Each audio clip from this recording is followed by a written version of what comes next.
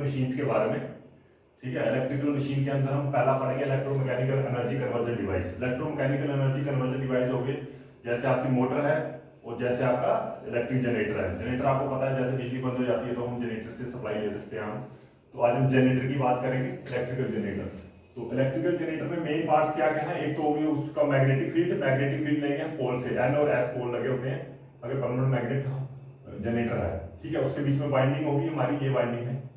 ठीक है, आप सबको पता है when a close conductor placed in a magnetic field it produces a EMF. इसी प्रिंसिपल के ऊपर तुम्हारा जनरेटर काम करता है, क्योंकि जनरेटर में क्या है, मैग्नेटिक फील्ड आपकी परमानेंट मैग्नेट पोल दे रहे हैं और जो है परमानेंट मैग्नेटिक फील्ड के अंदर जो परमानेंट मैग्नेट फील्ड प्रोड्यूस कर रहे हैं उसके अंदर हमने ये कंडक्टर प्लेस किया हुआ है। इस कंडक्टर को हमने बाहर से लोड दे रखा है। लोड कौन सा, कोई भी लोड, उसका लाइटिंग लोड जैसे बल्ब हो गया हमारा, तो ये हमारा लोड है, तो ये लोड दे रखा है। तो जब इसको घुमाएंगे हम एक्सटर्नल एनर्जी सोर्स हो गया, हम मैकेनिकल पावर देनी पड़ेगी। मैकेनिकल पावर किससे देंगे हम जनरेटर में, इंजन से।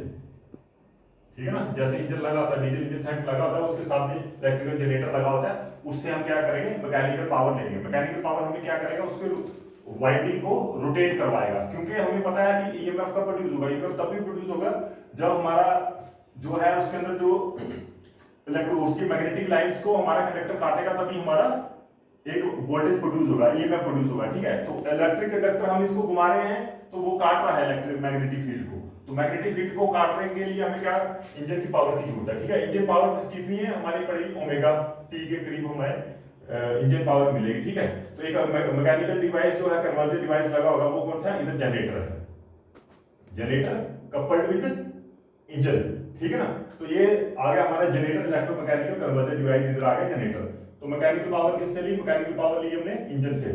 इंजन कौन सी पावर दे रहा है, ओमेगा टी पावर दे रहा है। ठीक है, आगे जनरेटर, जनरेटर के अंदर जो हमें मैकेनिकल इनपुट मिल रहा है, ठीक है ना, रोटेशन के हिसाब से मैकेनिकल इनपुट मिल रहा है, उसके बाद हमारा थोड़े से लॉसेस कम करने के बाद जो हमें इलेक्ट्रिकल पावर मिलेगी, जो हमें लोड में मिलेगी, वो मिलेगी हमारी ईआई। ये मतलब VI, voltage multiplied by current, ये हमें मिलेगी पावर। ठीक है, तो हम इसकी हम इक्वेशन देखेंगे कैसे सॉल्व करते हैं। तो अगर हम टॉर्क इक्वेशन ले, इसकी टॉर्क इक्वेशन क्या है, ये मैकेनिकल टॉर्क आ गया हमारा।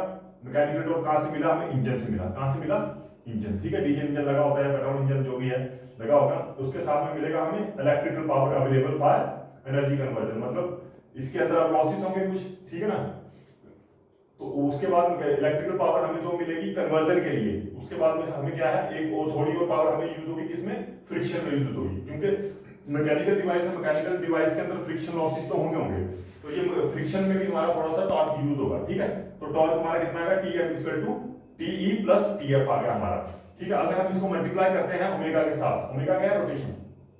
ठीक है, ओमेगा के साथ मल्टीप्लाई करेंगे हमारा आ जाएगा ओमेगा TM, जो हमारे पास क्या है, mechanical power given by engine, given by engine आ गया। इंजन ने जो हमें मैकेनिकल पावर दी वो आ गया हमारा ओमेगा TM। अगर ओमेगा के साथ सबको मल्टीप्लाई करते हैं, फिर ओमेगा TE क्या आ गया, ओमेगा T आ गया हमारे पास available power for energy conversion, जो हमें इधर मिली, हमें जनरेटर में मिली, इलेक्ट्रिकल जनरेटर के पास मिली आफ्टर रोटेशन। ठीक है, अब क्योंकि ये मैकेनिकल डिवाइस है, तो मैकेनिकल डिवाइस में फ्रिक्शन लॉस हो रहा है, तो फ्रिक्शन लॉस में जो हमारी पावर लॉस हुई वो किसके बराबर होगा, ओमेगा TF। ये आ गया हमारा टॉर्क इक्वेशन। ठीक है, ये आ गया टॉर्क इक्वेशन। अब हम बात करेंगे इसकी इलेक्ट्रिकल इक्वेशन की बात करेंगे। इलेक्ट्रिकल इक्वेशन में क्या है उसकी बात करेंगे। तो जनरेटर के अंदर जो करंट होगा वो किसके बराबर होगा, हमारा होगा EMF divide by R plus R। EMF आ गया जो वोल्टेज इसके टर्मिनल पे होगा, प्लस R क्या है, लोड का रेजिस्टेंस। ये जो लोड का रेजिस्टेंस है वो वाला रेजिस्टेंस होगा, और ये स्मॉल r क्या है, स्मॉल r आ गया हमारा जो जनरेटर की अपनी वाइंडिंग है। अब जैसे ये वाइंडिंग है, इसका भी तो अपना रेजिस्टेंस होगा।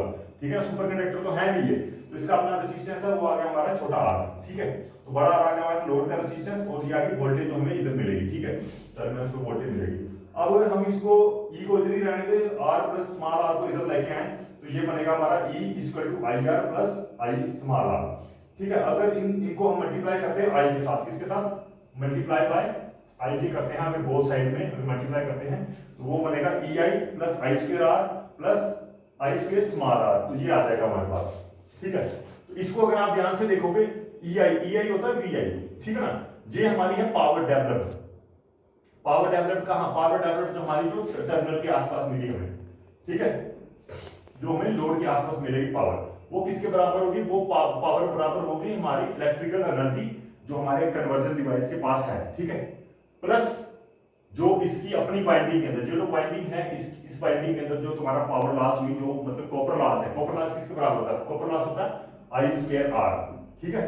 आई स्क्वायर स्मॉल आर है, स्मॉल आर का मतलब क्या है? इसकी वाइंडिंग का अपना रेसिस्टेंस, जो जनरेटर की अपनी वाइंडिंग है, रोटर वाइंडिंग, उसके अंदर जो रेसिस्टेंस है, ये हमारे पास आ गई पूरी की पूरी इक्वेशन इसकी।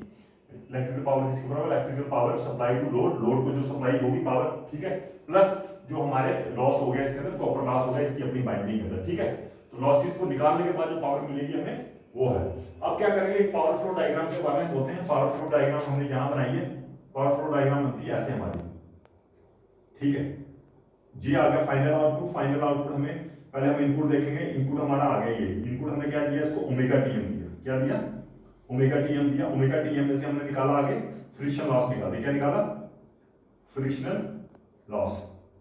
वो किसके बराबर था? वो हमारा ये वाला था, ओमेगा टीएफ। ओमेगा टीएफ निकाल दिया लॉस। फिर हमने क्या दिया? इलेक्ट्रिकल पावर दी, ठीक है ना। इलेक्ट्रिक पावर में क्या निकाला हमने? कॉपर लॉस निकाल दी। कॉपर लॉस किसके बराबर है? आई स्क्वायर स्मॉल आर है ना, आई स्क्वायर स्मॉल आर आ गया, ये आ गया कॉपर लॉस, ठीक है। तो ऊपर हमने इनपुट क्या दिया था? ओमेगा टी, ये दिया था ना omega T, available power for conversion, ठीक है। ओमेगा टी आ गया हमारे पास। तो आउटपुट क्या मिला? आउटपुट मिलेगा हमें वी आई। ये सारे लॉसेस निकालने के बाद जो हमें आउटपुट मिलेगा वी आई, ये कहां पे मिलेगा? लोड में। Electrical power received by load. तो यही था हमारा आज का लेक्चर, जिसमें हमने आज देखा कि इलेक्ट्रिकल जनरेटर क्या है, कैसे काम करता है, उसके अंदर पावर प्रोडक्शन कैसे होती है, इंजन में सप्लाई देते हैं, इंजन सप्लाई के बाद जो हमारे पास है फ्रिक्शन लॉसेस होते हैं, फ्रिक्शन लॉस निकालने के बाद हमें पावर मिलती है जो एक्जैक्टली कन्वर्जन डिवाइस है। अब वो पावर जो मिलती है हमें फ्रिक्शन लॉस निकालने के बाद भी, उसमें से भी हमने इसकी बाइंडिंग का कॉपर लॉस निकालना है, जो किसके बराबर है?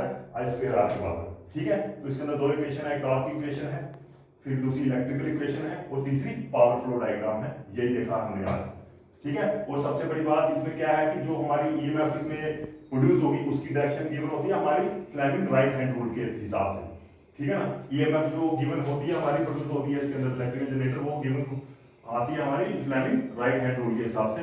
बस यही था आज का। बाकी हम दूसरे लेक्चर में पढ़ेंगे मोटर, वो भी एक इलेक्ट्रोमैकेनिकल डिवाइस है।